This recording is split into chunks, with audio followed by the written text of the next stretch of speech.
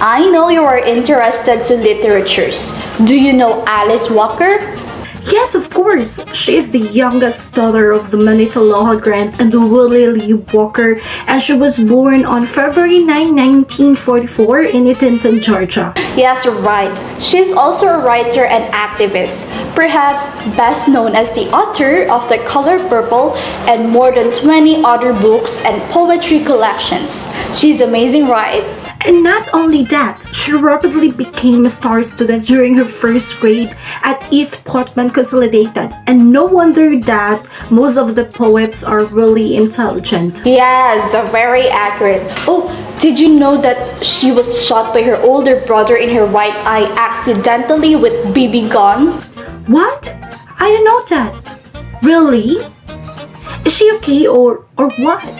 Nah, she was accidentally blind in her right eye because she was not given proper medical care. But despite of that, she graduated from Butler Baker High School as valedictorian of her class. Wow, unbelievable. She's very determined to finish her studies, and right now, she is now a successful poet because of her poetries and short stories. Yes, I am so inspired of her. She is also considered as one of the most significant international writers of the 20th century. And you know, in 1983, Walker became the first African American woman to receive the both of the Pulitzer Prize for Literature and the National Book Award for her novel entitled The Color Purple, and one of the few literary works to captivate the public imagination and leave a lasting mark. The award-winning novel inspired Steven Spielberg's in 1985 film, and it was adapted for the stage, premiering in 2005 at New York City's Broadway Theater and won a Tony Award for Outstanding Starring Actress in a Musical in 2006. I really can't believe it. She went through an accident and now just wow. I can see that she is a great motivator, especially to those people who wants to further or becoming a successful poet. And here comes her poetry that we can relate to. Yeah. The New Face.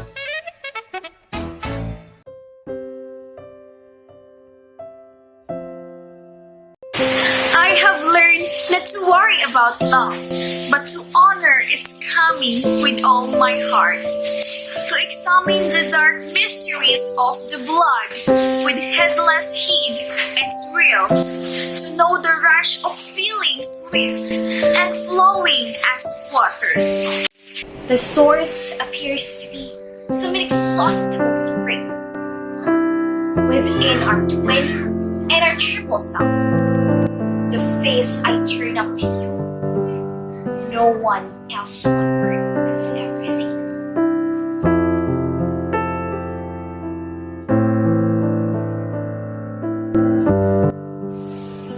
Objects of imitation. The speaker shares instruction about falling in love. The speaker is an open-minded lover. The speaker has willingness to sacrifice himself for love, to examine the dark mysteries of love. The speaker describes overcoming their worry about falling in love, instead choosing to fully honor, understand, and appreciate the experience.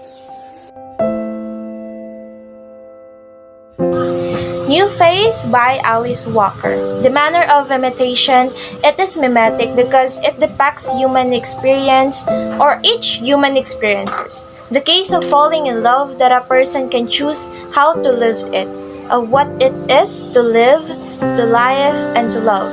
And it involves how to be an independent person, just not to be someone else.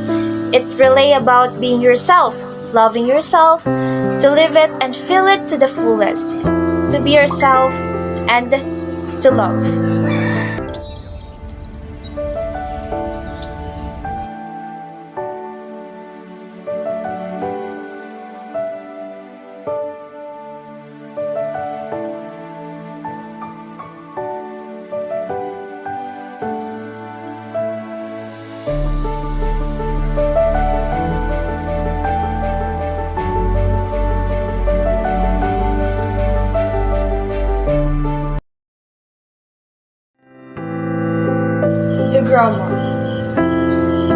is expressed through a series of independent and dependent clauses.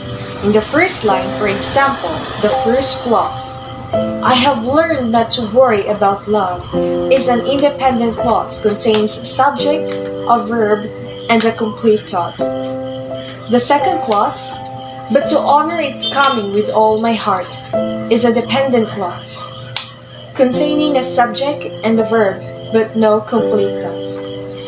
In this line, it is a compound sentence.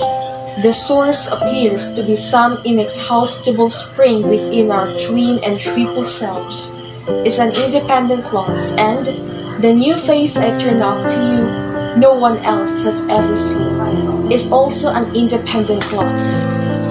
For the structure, the title of the poem itself, New Face, is a metaphor.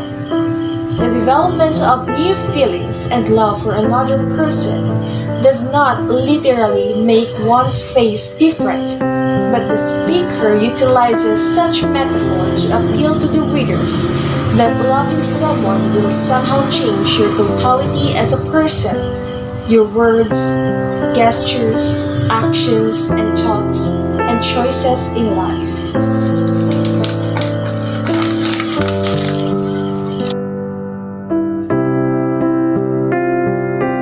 The message or the lesson that we've got from this poem is that, just like in the first line of the poem, I have learned not to worry about love. It tells, or the narrator tells, that we must not worry about love. It simply means that the speaker describes overcoming the worry about falling in love, instead choosing to fully honor, understand, and appreciate the experience. As a group, we, Industrious Arises and Cervantes, would agree that loving someone and being loved is one of the best feelings in the world. But it can also be the worst when love is lost. When this happens, we feel as if we are the loneliest person on the planet, with no one turns to. Even our closest family members and friends cannot help us cope with the pain of a breakup. Quotes and poems, as silly as they may appear, it helps us get through difficult times like these. We have come to learn that poetry and quotes allow us to comprehend that we are not alone, and that there are other people out there facing the same sorrow of a broken heart. Knowing that others have faced similar challenges and servants give us hope, strength to keep going. On the other hand, are uplifting even while we are experiencing love.